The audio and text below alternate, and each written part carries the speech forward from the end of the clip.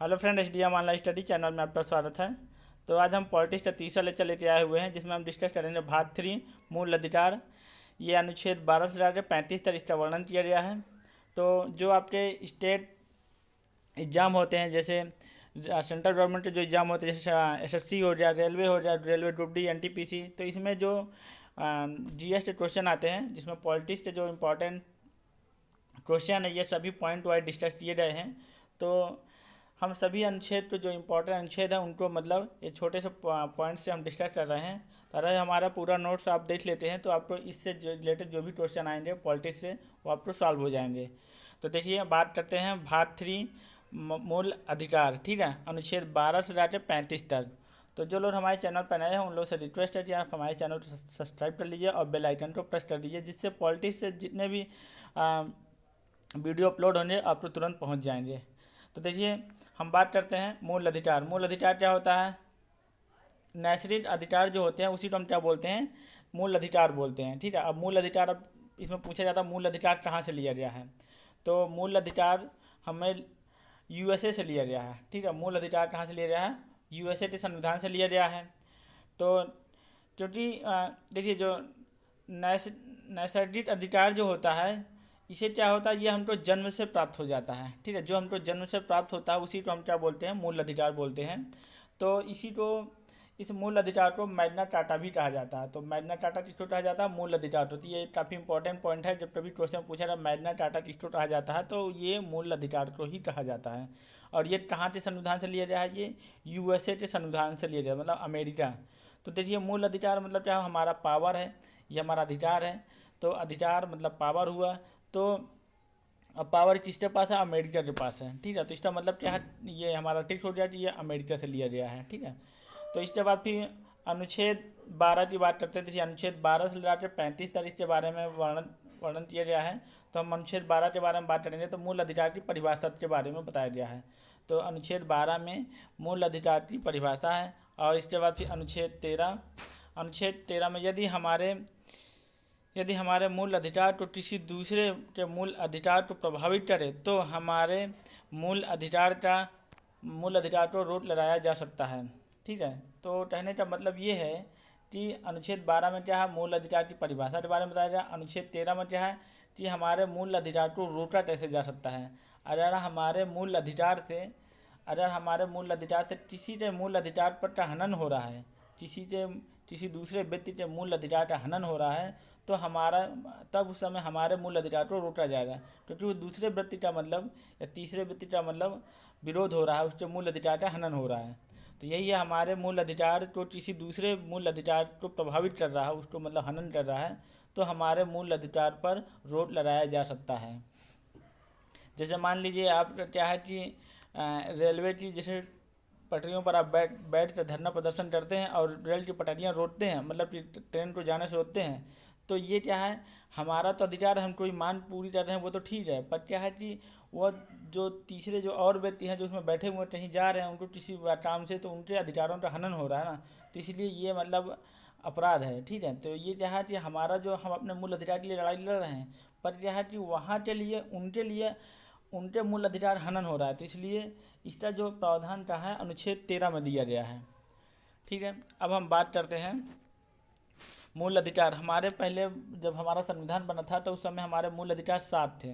इसके बाद संपत्ति के अधिकार को मतलब इन्होंने मतलब मूल अधिकार से बाहर कर दिया है। ठीक है, मूल अधिकार से बाहर कर दिया। तो अब हमारे टोटल कितने बचे हैं? 6 बचे हुए हैं। तो जिसमें क्या है, पहला आपका है समता और समानता का अधिकार। ठीक है, तो पहले हम अधिकार की बात करेंगे, समता और समानता का अधिकार। मतलब क्या है कि समता और समानता मतलब कि समान आपको हर जगह हर चीज़ आपको समानता अधिकार मिलेगा। ठीक है, तो जिसमें हमारे ये अनुच्छेद 14 से लेकर 18 तक इसका वर्णन किया गया है। समता और समानता का अधिकार 14 से लेकर 18 तक इसका वर्णन किया गया है। तो अनुच्छेद 14 में देखिए क्या है, विधि के समस्त समानता का अधिकार, मतलब कानून के सामने सभी का अधिकार समान होता है। तो मतलब कि अनुच्छेद 14 में ये कहा गया है कि कानून की नज़रों में सभी का अधिकार क्या है? सेम है। अब चाहे वो कलेक्टर हो और वो चाहे मतलब आम इंसान हो, जो कानून है अगर उसने अपराध किया है तो वो कलेक्टर को भी वही सज़ा मिलेगी और वही आम आदमी को भी वही सज़ा मिलेगी। तो ये उन्होंने कहा था विधि के समक्ष, जो विधि अब तो बनाई जाए विधि के समक्ष समानता, विधि के समक्ष समानता अर्थात ये है कानून के सामने सब समान हैं, जो भी कानून है उसके सामने क्या है, सब समान है। ठीक है, यह व्याख्या ये अब समता का जो समता और समानता का अधिकार कहाँ से लिया गया है, यह ब्रिटेन से लिया गया है, ब्रिटेन के संविधान से लिया गया है। ठीक है, ब्रिटेन के संविधान से। जबकि समान संरक्षण जो है अमेरिका को मतलब दी जा रही है, अमेरिका की व्यवस्था से लिया गया है। और इसके बाद फिर अनुच्छेद 15 में आइए, देखिए अनुच्छेद 15 में क्या है। अनुच्छेद 15 में जो है जाति और धर्म, लिंग और जन्म स्थान के आधार पर सार्वजनिक स्थान मतलब सरकारी स्थान पर भेदभाव नहीं किया जा सकता है। ठीक है, जैसे मान लीजिए सरकारी स्थान है तो वहाँ पर धर्म, जाति और जन्म स्थान के आधार पर भेदभाव नहीं किया जा सकता। जैसे मान लीजिए सरकारी कोई स्थान है तो वहाँ पर कोई यारा मतलब रह रहा है या मतलब कोई या कुछ गेम खेल रहा है, कुछ भी कर रहा है, तो अब ऐसा नहीं है कि वहाँ पंडित लोग पहुँच रहे तो उनका हो जा रहा है या मुस्लिम लोग पहुँच रहे उनको नहीं रखा जा रहा है, तो ऐसा कुछ नहीं है। अगर मान लीजिए कोई वहाँ पर सरकारी स्थान है तो वहाँ पर मतलब खेल कूद कर रहे हैं या कुछ भी कोई मतलब चीज़ें हो रही हैं, तो वहाँ पर क्या है कि आपको समान अधिकार है। ठीक है, ऐसा नहीं है कि मतलब जो धर्म जाति से अलग अलग नहीं बंटवारा नहीं किया जा सकता है। मेरे कहने का मतलब ये है कि यहाँ पर क्या है धर्म, जाति और लिंग से मतलब कोई मतलब नहीं। जैसे लिंग का मतलब हो रहा है गर्ल्स और बॉयज ज़्यादा जाते हैं, अगर मान लीजिए वहाँ पर कोई भी मतलब खेल कूद या कुछ भी कोई सा भी मतलब वो हो रहा है वो आप कर सकते हैं। अब देखिए अनुच्छेद 16 में आइए। अनुच्छेद 16 में क्या है, लोक निर्वाचन सरकारी नौकरी में समानता। लोक निर्वाचन मतलब ये हुआ कि सरकारी नौकरी में इनमें क्या है पिछड़े वर्ग के कुछ समय आरक्षण की चर्चा की गई थी, तो लोक निर्वाचन में समानता दी गई थी, सरकारी नौकरी में समानता दी गई थी। अब ये सरकारी नौकरी में जो समानता दी गई है उसमें देखिए आरक्षण वाइज मतलब क्या है कि कुछ चीज़ें मतलब डिवाइड कर दी गई हैं आरक्षण वाइज। ठीक है, अब देखिए अब इसके बाद फिर अनुच्छेद 17 में आइए। अनुच्छेद 17 में क्या है, अस्पृश्यता का अंत किया गया है, जिसमें कहा गया है छुआछूत का मतलब अंत कर दिया गया है। तो जैसे छुआछूत के मतलब गांव में जैसे अभी तक भी मतलब चल रहा है कि छुआछूत के बारे में, जैसे जो लोग हरिजन होते हैं, जो लोग ऊंची कास्ट के होते हैं, जैसे पंडित हो रहे, ठाकुर हो रहे, वो मतलब क्या है कि हरिजन को छूने से मतलब ये चीज़ें पहले चलती आ रही हैं, मतलब गांव देहात में भी मतलब कुछ परंपराएं चल रही हैं। तो इसका मतलब अनुच्छेद 17 में इसका प्रावधान है कि मतलब ये सब चीज़ें का अंत हो गया है। ठीक है, अगर कोई मतलब छुआछूत के लेटर मतलब आप पर वो करता है तो आप उस पर मतलब क्लेम कर सकते हैं। तो अनुच्छेद 18 में देखिए, अब अनुच्छेद 18 में क्या है, उपाधियों का अंत कर दिया गया है। तो मीन्स जो आपकी उपाधि मिल जाती थी किसी चीज़ की, तो ये चीज़ें क्या है अंत कर दिया जाए। अब उपाधि आप नहीं ले सकते हैं। ठीक है, अब आपको उपाधि नहीं मिलेगी। उपाधि मतलब जैसे आप पुलिस हैं तो ये क्या है आपको एक मतलब उपाधि है। ठीक है, जैसे टीचर है तो मतलब कुछ उपाधियाँ मतलब खत्म कर दी हैं, कुछ हैं जैसे मतलब, किंतु जैसे शिक्षा है, शिक्षक तो टीचर बोला जाता है, टीचर की एक उपाधि हुई ना, तो टीचर की उपाधि नहीं खत्म की गई है। ठीक है, तो शिक्षक और सुरक्षा तथा भारत रत्न, जैसे भारत रत्न में जैसे आपके हैं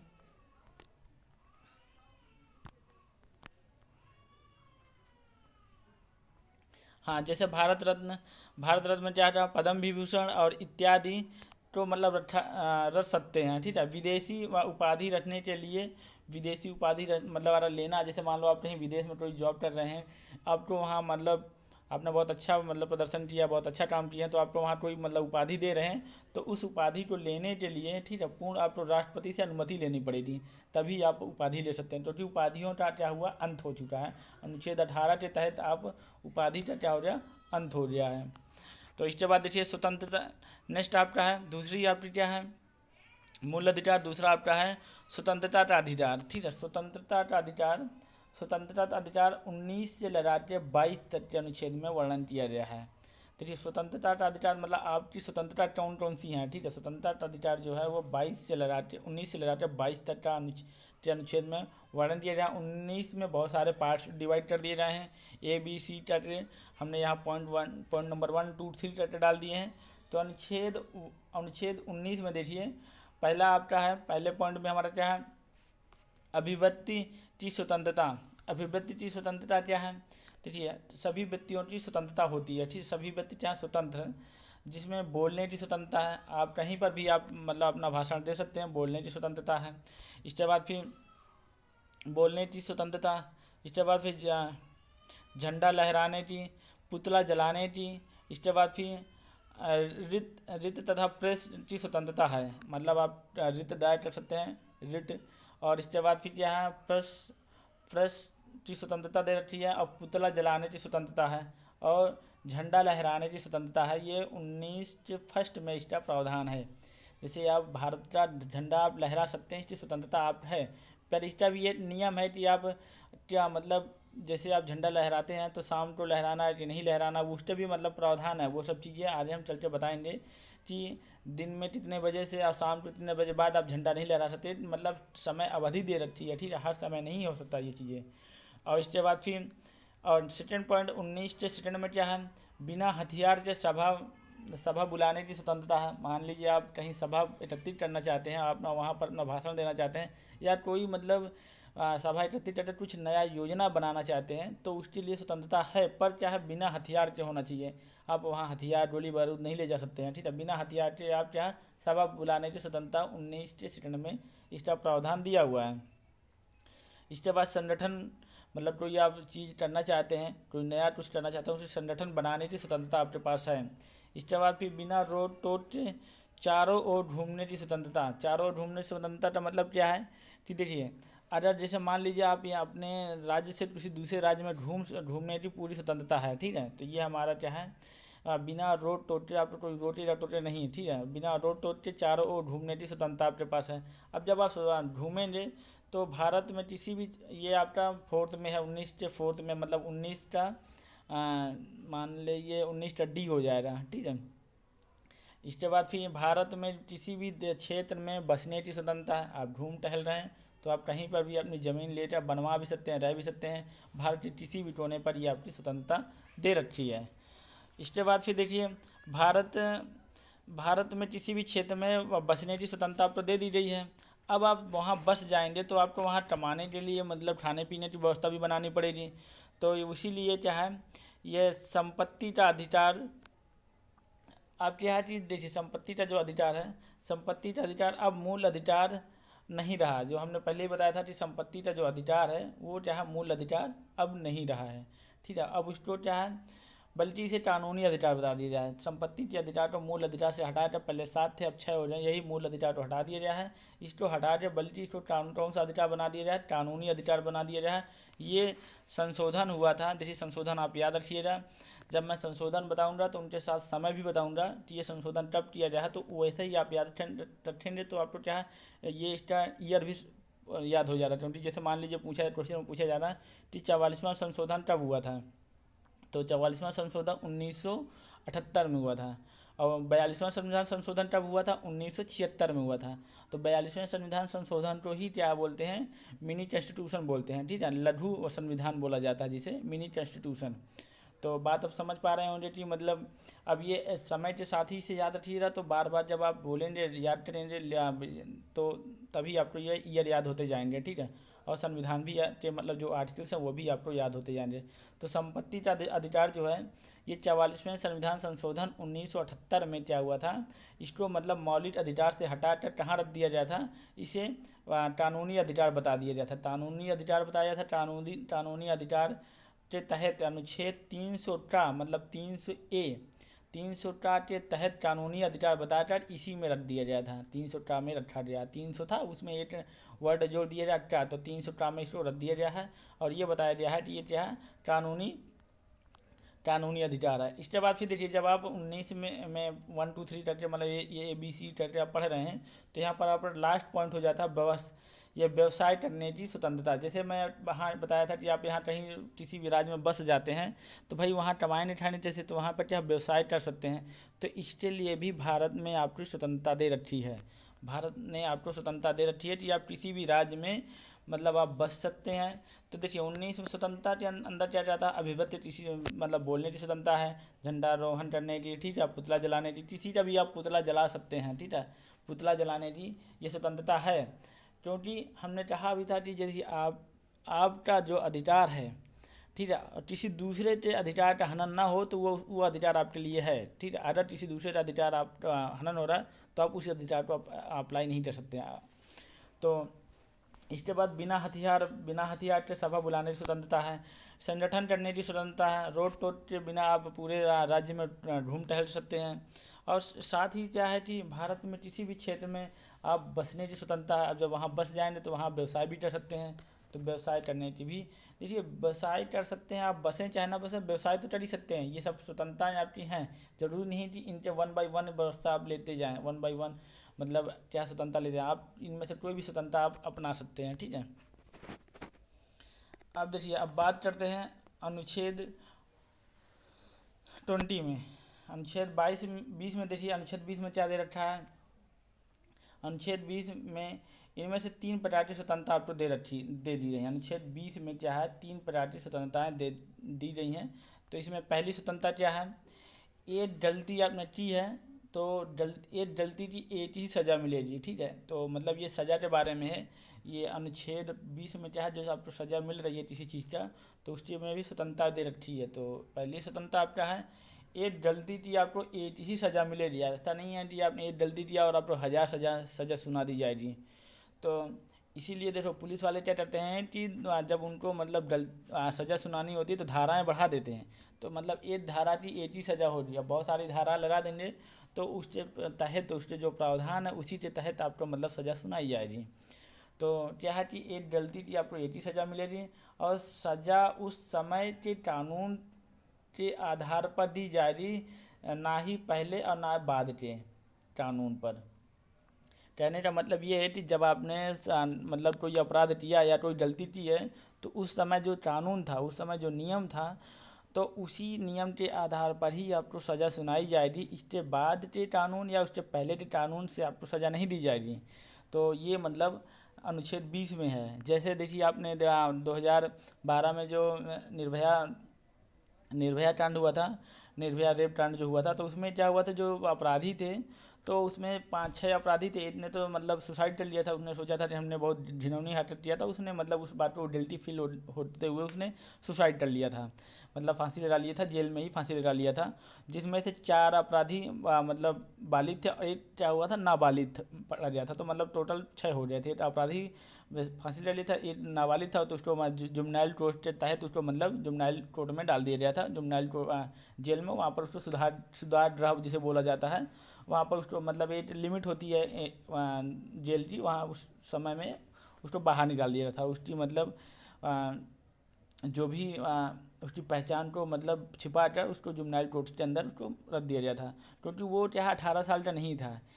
इसके बाद क्या हुआ था कि मतलब, क्योंकि सबसे ज़्यादा दरिंदगी जो किया था, सबसे ज़्यादा उसी ने किया था। तो इस वजह से क्या था, देखा गया था कि मतलब जो दरिंदगी किया था वो तो बच गया साला। तो उन्होंने मतलब उसी समय क्या हुआ था कि मतलब नियम को बदल दिया गया था। पर अब क्या है कि जब नियम बदला गया था, पर उसके समय बदला गया था, जब वो अपराध किया था तब जो नियम था उसी के नियम के अकॉर्डिंग ही उसको सज़ा दी गई थी। नहीं तो उसके बाद उसको नियम क्या बदल दिया जाता है, जहाँ पर आपको 18 साल नाबालिग को 18 साल से नीचे वाला तो नाबालिग माना जाता था, वो 3-4 महीने उसकी कम रह रही थी डेट।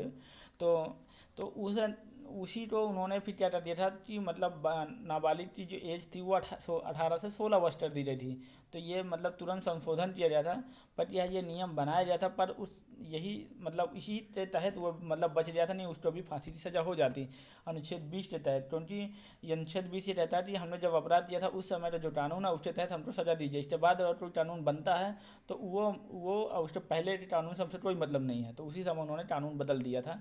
तो सज़ा उस समय के कानून के आधार पर दी जा रही जब उसने ये आपका कांड किया था, जो अपराध किया था। इसके पहले या उसके बाद के कानून से हमसे कोई मतलब नहीं होता। इसके बाद फिर क्या, सज़ा के बाद भी कैदी को संरक्षण दी जाती है। ऐसा नहीं है कि सज़ा मिल रही है तो पता लग कि वहाँ लेके जा रहे हैं रास्ते में, पब्लिक मतलब गुस्से में उसको मतलब टूट काट के बराबर कर दे, मार दे। तो ऐसा कभी नहीं हो सकता, क्योंकि उसकी संरक्षण करने के लिए अब जिम्मेदारी किसकी है, मतलब कि जो भी मतलब स्टेट गवर्नमेंट की है, अगर मान लो स्टेट गवर्नमेंट की पुलिस ले जा रही है तो उसकी जिम्मेदारी है, और सेंट्रल गवर्नमेंट की पुलिस ले जा रही है तो वो उसकी जिम्मेदारी है। तो डिपेंड्स अपॉन उसकी पर डिपेंड करता है। तो कह रहे हैं कि ये क्या है कि ये अनुच्छेद 30 के अंदर है, ये मतलब आपके पास ये अधिकार है अनुच्छेद 20 के अंदर, ये 3 अधिकार हैं, इसको आप ध्यान रखिएगा। अगर आप ऐसा कोई केस आपके ऊपर हो जाता है तो इनके तहत आप आराम से आप मतलब सेफ रह सकते हैं, ठीक है। पहला तो ये कि आपने गलती किया तो उसकी 80 सजा होगी। दूसरा क्या है, उस समय जो कानून था उसके तहत आपको सज़ा सुनाई जाएगी। तीसरा क्या है, आपको सज़ा सुना दी गई है तो आपको मतलब ऐसा नहीं है कि आप अपराधी हो रहे हैं तो आपको कोई भी मार सकता है, ऐसा नहीं है। तो उसकी संरक्षा करने के लिए आपको कानून का मतलब पूरा आपका सहयोग रहेगा। इसके बाद फिर क्या है कि अनुच्छेद 20 के अनुसार ये भी कहा गया है कि किसी व्यक्ति को जब तक न्यायालय से अपराधी सिद्ध नहीं कर दिया जाता तब तक वो अपराधी नहीं माना जाएगा। अगर मान लीजिए अभी न्यायालय ने आपको अपराधी नहीं घोषित किया तो आप अपराधी नहीं माने जाएंगे, ठीक है। ये अनुच्छेद 20 के तहत ही आता है, ठीक है। इसके बाद फिर अब बात करते हैं अनुच्छेद 21 में। अनुच्छेद 21 में क्या है, इससे क्या प्राण और दैविक स्वतंत्रता दी गई है, प्राण और दैविक स्वतंत्रता दी गई है। इसके ये प्राण और दैविक स्वतंत्रता क्या है, देखिए प्राण और दैविक स्वतंत्रता जो है ये काफ़ी ज़्यादा इंटरेस्टेड पॉइंट है, ये बहुत अच्छा आर्टिकल्स है या अनुच्छेद है, इसको आप याद रखिएगा।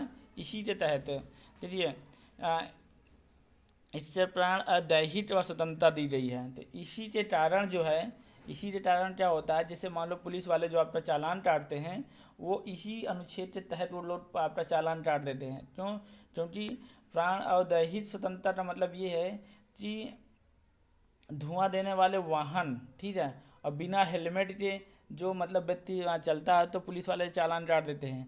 इससे ये है कि मतलब किसी और की स्वतंत्रता क्या हो रही, भंग हो रही है, और बिना हेलमेट के आपकी स्वतंत्रता भंग हो रही है। तो इसीलिए क्या करते हैं, पुलिस वाले आप पे चालान काट देते हैं। मेन रीज़न क्या है, मेन रीज़न यही है कि मतलब आपके प्राण और दैहिक स्वतंत्रता भंग होने की वजह से, देखिए अगर आप धुआं वाला ईंधन वाहन ले जा रहे हैं तो उसकी वजह से वातावरण प्रदूषित हो रहा है।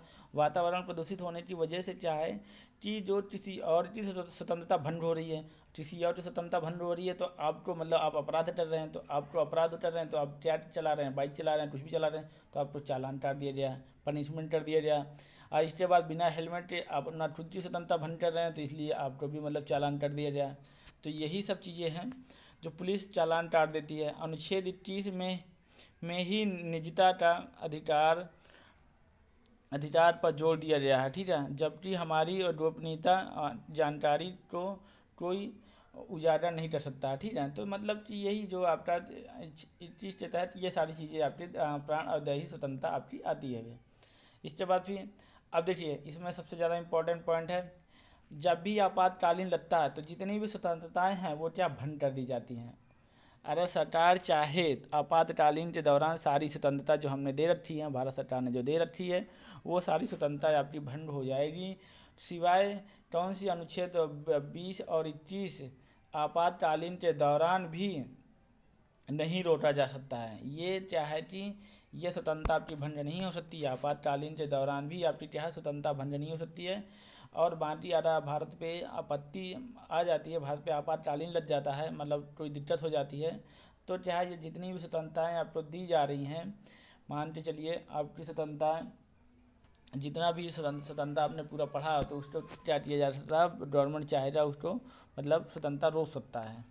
इसके बाद फिर नेक्स्ट आपका है अनुच्छेद जो है, अनुच्छेद 21 टिट्टा में ये कहा गया है कि 6 वर्ष से लगाकर 14 वर्ष के बच्चों को निःशुल्क प्रारंभिक शिक्षा का अधिकार दिया जाएगा। मतलब कहने का मतलब ये है कि इसे 86वें संविधान संशोधन 2002 में जोड़ा गया है। अभी आप याद रखिए 86वां संविधान संशोधन कब हुआ था, 86वां संविधान संशोधन 2002 में हुआ था, 2002 में। तो इसी समय ये आर्टिकल जोड़ा गया था कि 6 वर्ष से लगाकर 14 वर्ष के बच्चों को ही मतलब शिक्षा का अधिकार दिया जाएगा, मतलब कि निःशुल्क शिक्षा का अधिकार दिया जाएगा, निःशुल्क शिक्षा का अधिकार है।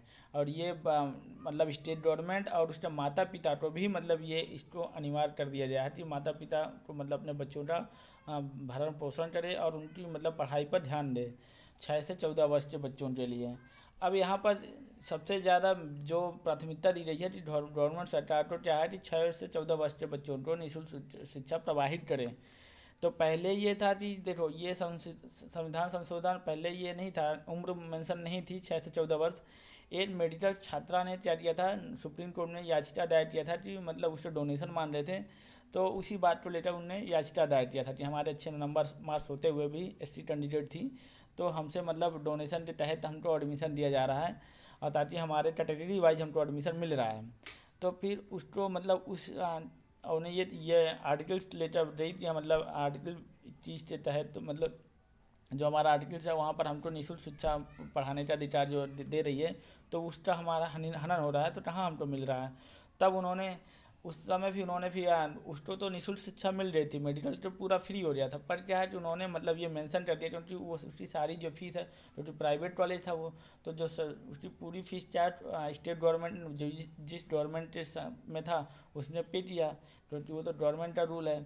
और इसके बाद उन्होंने सोचा कि अगर ये ऐसा ही हो रहा है तो सारे बच्चे ऐसे ही करेंगे, तो सारा पैसा तो गवर्नमेंट को पे करना पड़ेगा, तो इसलिए उन्होंने फिर क्या किया, संविधान संशोधन किया, जिसको 86वां संविधान संशोधन 2002 में ये कांड हुआ था। तो 2000 में उन्होंने संशोधन किया और उन्होंने लिख दिया कि आपको 6 से 14 वर्ष के बच्चों को ही निःशुल्क शिक्षा दी जाएगी। तो मैं आपको पूरा एक आर्टिकल्स, आपको जो चीज़ें घटनाएँ हुई हैं उसी के अकॉर्डिंग मैं आपको समझा रहा हूँ, जिससे आपको जल्दी समझ में आ जाएगा। अब देखिए, अब इसके बाद भी अनुच्छेद 22 में देखिए, अनुच्छेद 22 में क्या है, अनुच्छेद 22 में क्या है, गिरफ्तारी के बारे में मतलब बताया गया है। ठीक है, कि अगर मान लीजिए आपने कोई अपराध कर दिया है, ठीक है, पुलिस आपको गिरफ्तार करने आ रही है, ठीक है, गिरफ्तारी संरक्षण आपका मतलब अधिकार दिया गया है। तो ये आपको मतलब इस बात को अनुच्छेद 22 में ये कहा गया, ये स्वतंत्रता को दी गई है कि आपको गिरफ्तारी का मतलब, गिरफ्तारी के लिए आपके पास 3 अधिकार दिए गए हैं। ठीक है, गिरफ्तारी संरक्षण के आपके 3 अधिकार दिए गए हैं। तो पहला अधिकार ये है कि अगर आप पुलिस वाले आपको आकर गिरफ्तार करना चाह रहे हैं, तो आप पुलिस वालों से बिना डरे आप उनसे पूछ सकते हैं। कोई भी व्यक्ति गिरफ्तारी करने से पहले वारंट उससे पुलिस वालों से पूछ सकते हो कि आप हमको गिरफ्तार कर रहे हो, तो आपके पास गिरफ्तारी का वारंट है कि नहीं है। तो अगर बिना वारंट के आपको गिरफ्तार कर रहे हैं, ले जा रहे हैं, तो उसकी तो आप उनको रोक सकते हैं कि हम नहीं जा सकते हैं, बिना वारंट के हम अपने घर से या कहीं से भी आपको ले जाने का पुलिस का अधिकार बिल्कुल नहीं है। तो ये आपको अधिकार होना है अनुच्छेद 22 के तहत। यू कैन टाट टू मतलब तुम पुलिस से मतलब ये सब चीज़ें कह सकते हो कि भाई हम वारंट नहीं है तो हमें मतलब गिरफ्तार नहीं किया जा सकता है। दूसरा क्या है कि अगर आपने कोई अपराध किया भी है तो 24 घंटे के अंदर आपको मतलब ले जाकर पुलिस वालों ने, अगर उनके पास वारंट है तो वो मतलब ले जाकर तुमको बंद कर देते, फिर भी तुम्हारे पास अधिकार है 24 घंटे के अंदर ही न्यायालय के मतलब न्यायालय पर आपको प्रस्तुत करना होगा। मतलब कि जो भी पुलिस ले जा रही कि सह शरीर प्रस्तुत किया जाएगा, मतलब 24 घंटे के अंदर वो आपको वहाँ प्रस्तुत किया जाएगा।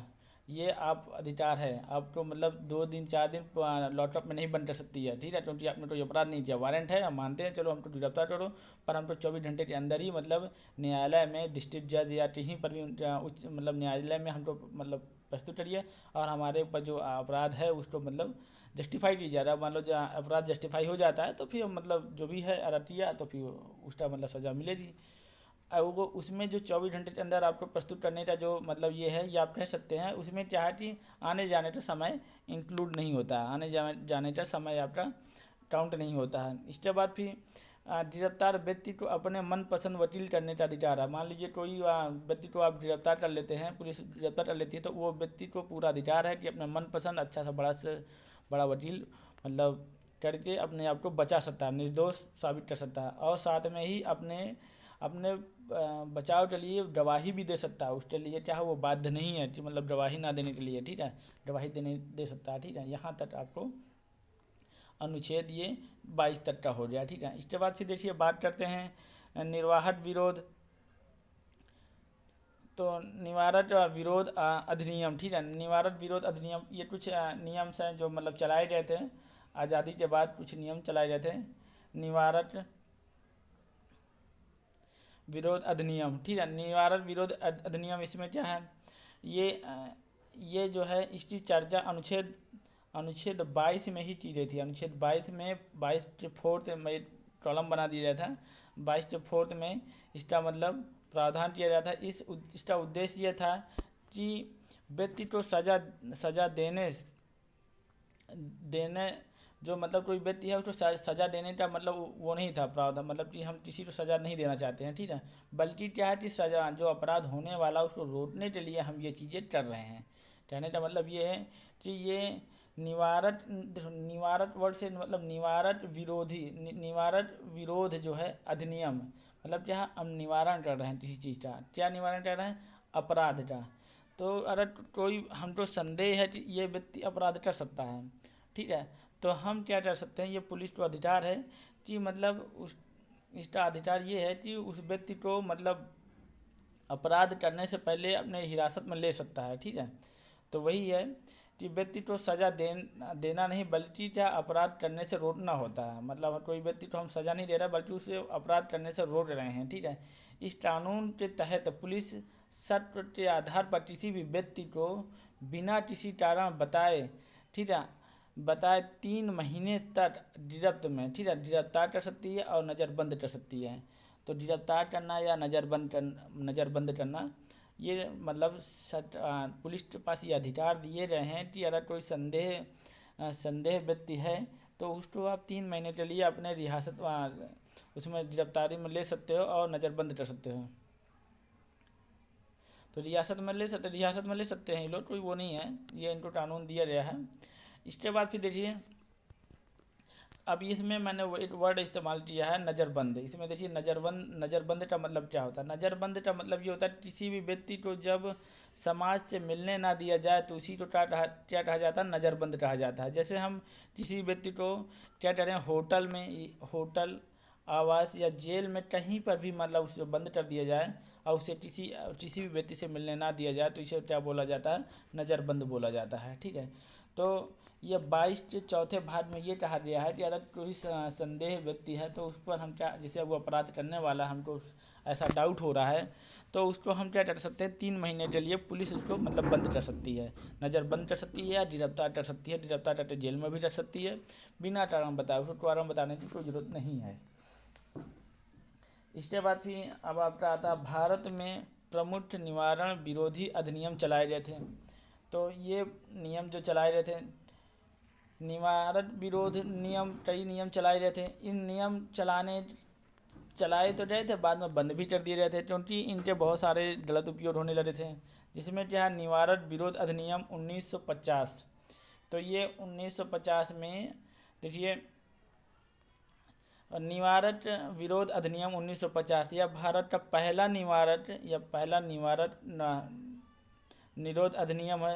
निरोध अधिनियम है जो 31 दिसंबर 1972 को चलाया गया था। यह अधिनियम का नाम है जैसे 1950, ठीक है, निवारक विरोध अधिनियम 1950।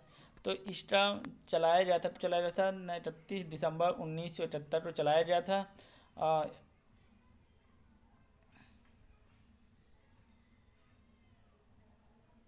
चलाया नहीं, सो समाप्त कर दिया गया था, ठीक है। यह भारत का पहला निवारक अधिनियम 31 दिसंबर 1977 में इसको समाप्त कर दिया गया था, तो इस नियम को, ठीक है। अब देखिए दूसरा आपका क्या है, दूसरा जो है ये आपका है मीसा। तो Misa maintenance of international security act, तो इसे मीसा बोलते हैं। मीसा एक एक्ट चलाया गया था, एक एक्ट जो है Misa maintenance of international security act. इसके तहत क्या है 1977 में ये जो एक्ट जो है ये 1977 में लाया गया था, किंतु इसका सर्वाधिक दुरुपयोग हुआ था। इस मतलब नियम का बहुत ज़्यादा दुरुपयोग होने लगा था, तो इसको क्या किया गया था 1978 में क्या किया, समाप्त कर दिया गया था। तो बहुत सारे नियम ऐसे आए थे जिनका बहुत दुरुपयोग होने लगा था, इसलिए इनको बंद कर दिया गया था। अब देखिए अब इसमें क्या है, नेक्स्ट जो है राष्ट्रीय सुरक्षा कानून, सारूका जिसे बोलते हैं, राष्ट्रीय सुरक्षा कानून, ये नियम लाया गया था। राष्ट्रीय सुरक्षा कानून जो नियम है, राष्ट्रीय सुरक्षा कानून नियम जो है इसे 1980 में लाया गया था। कब लाया गया था? 1980 में लाया गया था और यह अभी तक चल रहा है, ठीक है। तो ये नियम जो है राष्ट्रीय सुरक्षा कानून नियम ये 1980 में लाया गया था, जिसको हम क्या करते हैं, जिसे पुलिस इनकाउंटर करती है ना, तो ये इसी नियम के तहत इनकाउंटर कर सकती है, ठीक है। तो ये काफ़ी खतरनाक नियम है, ठीक है। राष्ट्रीय सुरक्षा सुरक्षा कानून इसे 1980 में लाया गया था और अभी तक ये मतलब चल रहा है, ठीक है, अभी भी क्या है, लागू है। यह वर्तमान में सबसे खतरनाक अधिनियम है, ठीक है, ये सबसे ज़्यादा खतरनाक है। इसी के तहत क्या है, पुलिस क्या करती है, किसी भी मनुष्य मतलब किसी भी मतलब अपराधी का क्या करती है, इनकाउंटर कर देती है। तो इनकाउंटर करने का अगर कोई पूछे कि कौन सा नियम है, इनकाउंटर करने का राष्ट्रीय सुरक्षा कानून नियम है, जिसके तहत मतलब पुलिस क्या करती है, जो भी अपराधी होते हैं उनका इनकाउंटर कर देती है। इसके बाद फिर देखिए टाटा लाई थी, Tata terrorist and destructive activities. तो ये आपका टाटा जो नियम आया था, ये भी काफ़ी खतरनाक नियम था, पर इसका ज़्यादा दुरुपयोग होने की वजह से इसको बंद कर दिया गया था। तो ये 1985 में लाया गया था और इसमें क्या, ये आतंकवादियों के विरुद्ध लाया गया था, आतंकवादियों के विरुद्ध लाया गया था। पर इसका दुरुपयोग होने की वजह से 23 मई 1995 को इसको बंद कर दिया गया था। इसका दुरुपयोग कैसे होने लगा, कोई भी आम जनता को उसको आतंकवादी घोषित करते, ये नियम मतलब टाटा लगा के उसको मतलब क्या है, इनकाउंटर करवा देते थे, तो मतलब उसको मार देते थे। तो ये इसलिए इसका दुरुपयोग होने लगा, तो ये मतलब उसको क्या करते थे, आतंकवादी घोषित कर देते थे। ये नियम लगा दिए तो बोले यार आतंकवादी है, भैया आतंकवादी ऐसा थोड़ी ना होता है।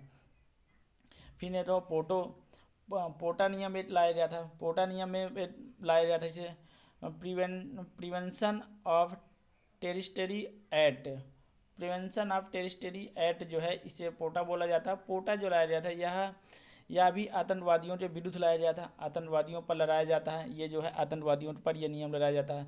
पर इसका भी क्या बहुत दुरुपयोग हुआ था, जिसकी वजह से इसे 2001 में प्रारंभ हुआ था और 2004 में क्या दिया, समाप्त कर दिया गया था। ये 2001 में आया था, 2004 में इसका समाप्त कर दिया गया था। तो इस प्रकार के कुछ नियम आए थे जिनको मतलब इन्होंने मतलब भारत ने बाद में इनको बंद कर दिया गया था। अब देखिए, अब क्या है, शोषण के विरुद्ध अधिकार।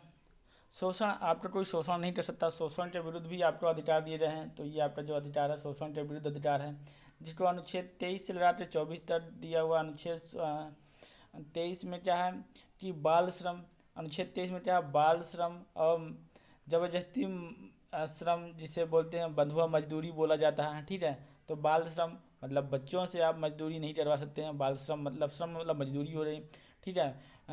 बेरोजगारी, तो इसके बाद तथा बेरोजगारी, बिना वेतन के मतलब किसी से बेरोजगारी नहीं करा सकते हैं, ठीक है। और पर ये रोक लगाया जा सकता है, मान लो जैसे कहते हैं ना, जैसे मान लो दबाव में आ रहे किसी से मतलब काम कराओ, तो ऐसा कुछ नहीं है। ये अनुच्छेद 23 के तहत आप इस पर क्लेम कर सकते हैं, ठीक है, इसका विरोध कर सकते हैं। बंधुआ मजदूरी जिसको बोलते हैं, जबरदस्ती मजदूरी का मतलब होता है बंधुआ मजदूरी। जिनके पहले लोग बंधुआ मजदूरी करते थे ना, जिससे आप बंध रहे तो वहाँ से छोड़ नहीं सकते हैं, छोड़ेंगे तो मतलब हम पर मतलब परेशान करेगा, ये है, ऐसा कुछ नहीं है। अब आप इस पर चीज़ें को मतलब ये पहले भी था, पर क्या था, पहले लोग शिक्षित नहीं थे तो ये सब चीज़ें दिक्कत होती थी। अब लोग बहुत सारे लोग पढ़ते हैं तो उनको पता है कि कैसे क्या है। और इसके बाद फिर देखिए अनुच्छेद 24 में, देखिए अनुच्छेद 24 में क्या है, यहाँ पर देखिए ये 24 नहीं है, ये 14 वर्ष है, ठीक है। अनुच्छेद 24 में क्या है, 14 वर्ष से कम उम्र के बच्चों को खतरनाक मतलब जोखिम भरा काम नहीं करवा सकते हैं। अगर कोई जोखिम भरा काम है तो वहाँ पर क्या है, 14 वर्ष से कम, ठीक है। यहाँ पर 24 लिखा हुआ, 24 नहीं है, ये काटते से 14 वर्ष लिखा होना चाहिए, गलती से लिख गया है। तो अनुच्छेद 24 में क्या है कि 14 वर्ष के कम उम्र के बच्चों से खतरनाक या जोखिम भरा काम नहीं करवाया जा सकता है, ठीक है। इसका मतलब प्रावधान अनुच्छेद 24 में दिया हुआ है। अगर कोई खतरनाक काम है, खतरनाक काम जैसे मान लीजिए उसके, जैसे मान लीजिए कोई मशीन चला रहे हैं, वो खतरनाक मशीन है, उसमें वो प्रोडक्शन हो रहा है, तो वहाँ पर उस बच्चे को नहीं लगाया जा सकता, क्योंकि उसकी उम्र क्या है, 14 साल से कम है।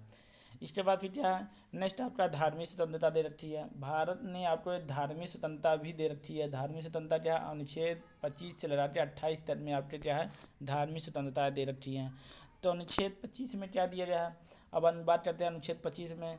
इसके तहत जो आपका आता है, अंततः कारण की चर्चा और अर्थात व्यक्तिगत धार्मिक स्वतंत्रता की चर्चा करना होता है। इसके तहत सिक्किम या कृपाल या तलवार, मुस्लिम दाढ़ी, हिंदू क्या टीका, ये की स्वतंत्रता आपको दे रखी है।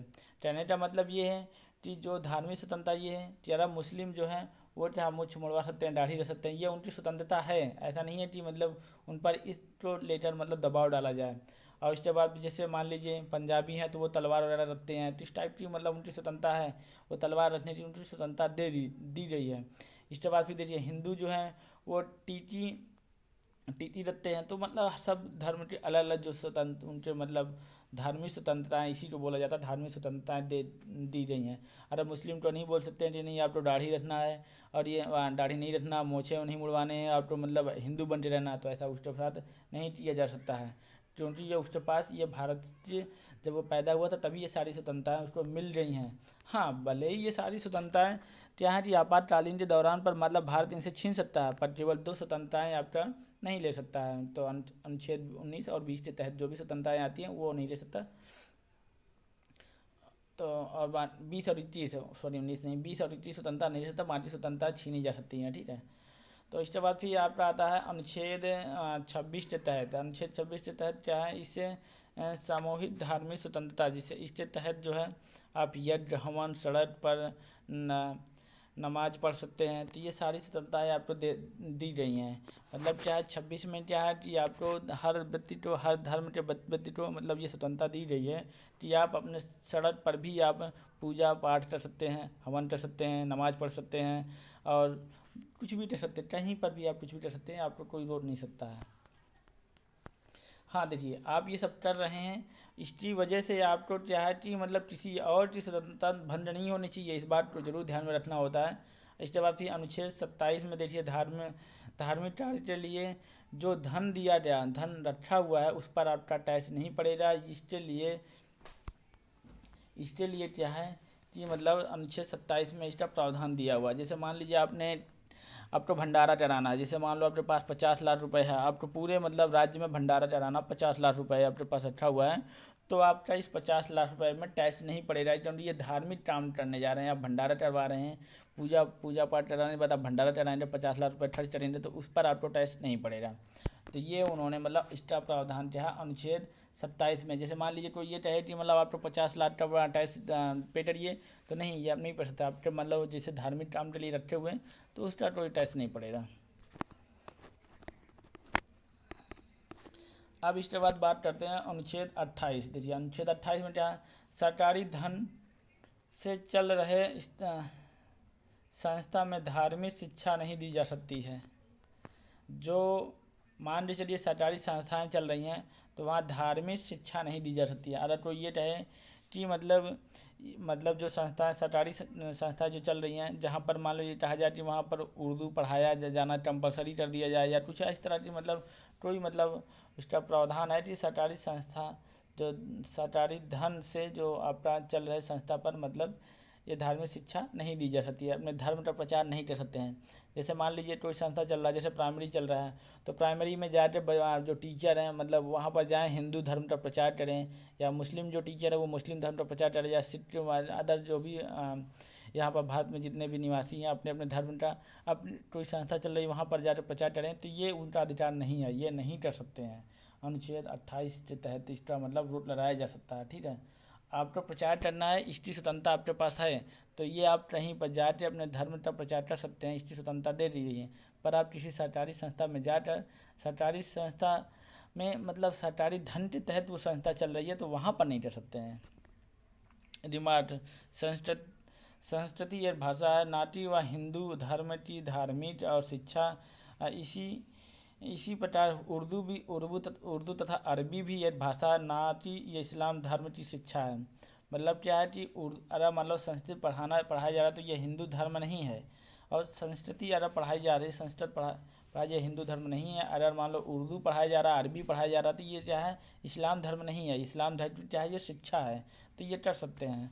सरकारी ये क्या है कि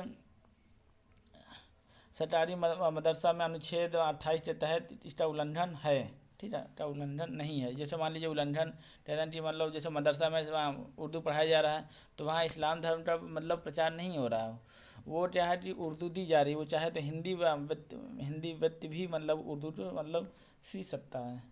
संस्कृति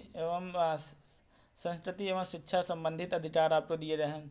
संस्कृति और शिक्षा संबंधी अधिकार, इसमें क्या दिया गया है, अनुच्छेद 29 से लड़ाते अनुच्छेद 30 तक में इसका प्रावधान दिया हुआ। अल्पसंख्यक जो है, अल्पसंख्यक अनुच्छेद 29 में देखिए, अनुच्छेद 29 में क्या है, अनुच्छेद 29 में आइए, अल्पसंख्यक के हितों में संरक्षण दिया जाएगा। अल्पसंख्यक जो है, अल्पसंख्यक में कौन कौन से आते हैं, जैसे बौद्ध धर्म के लोग हो रहे हैं। इसके बाद देखिए मुस्लिम को भी अल्पसंख्यक मानते हैं, पर मुस्लिम अल्पसंख्यक इनकी परसेंटेज बढ़ती जा रही है। अल्पसंख्यक जो व्यक्ति हैं उनके लिए क्या है, ये अनुच्छेद 29 के तहत अल्पसंख्यक की रक्षा करने का और कहा गया है कि किसी भी अल्पसंख्यक को उसकी भाषा और संस्कृति के आधार पर किसी भी संस्था में प्रवेश से नहीं रोक सकते हैं। कहने का मतलब ये है कि अगर अल्पसंख्यक की वहाँ किसी भी संस्था या यूनिवर्सिटी या नौकरी में अगर अल्पसंख्यक की जो सीटें निर्धारित की गई हैं तो उसको आप रोक नहीं सकते हैं। इसका अनुच्छेद 29 के तहत इसका प्रावधान किया गया है। जैसे मान लीजिए IIT में अल्पसंख्यक के बच्चों को जो शिक्षा दी जाती है, तो वहाँ पर अगर अल्पसंख्यक का बच्चा वहाँ उपस्थित है तो उसको शिक्षा जरूर मिलेगी। इसके बाद फिर अनुच्छेद 30 के तहत अल्पसंख्यक को शिक्षा का संरक्षण। अल्पसंख्यक में यदि बहुसंख्यक के बीच में शिक्षा लेने से में संकोच कर रहा है तो अल्पसंख्यक अपने मनपसंद संस्था खोल सकता है, सरकार उसको धन देगी। कहने का मतलब ये है कि जैसे मान लीजिए अल्पसंख्यक है, जैसे मान लीजिए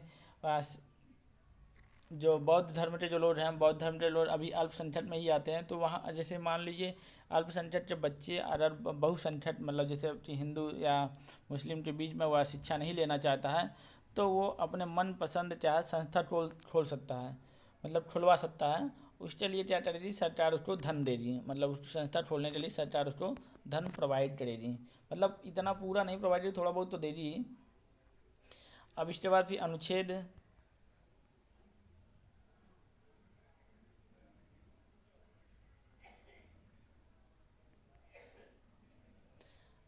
31